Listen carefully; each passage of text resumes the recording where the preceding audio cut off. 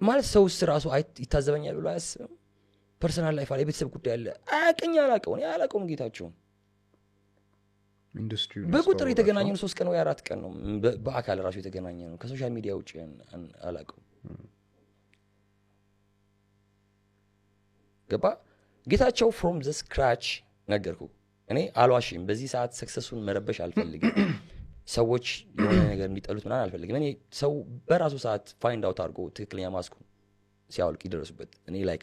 I don't want በእኔ ምክንያት ሰው ማንም ሰው እንዲጠላው አልፈልግም እኔ እንደዚህ አይነት ፐርሰናሊቲ የለኝም ምንም የምጠቀመውም ነገር የለኝም አልፈልግም ይሄን ነገር ምን ሜንሽን ማድረግም አልፈልግም ግን አንዴ ለመጨረሻ ጊዜ ላውራውና ይሄን ፋይል ልዝጋው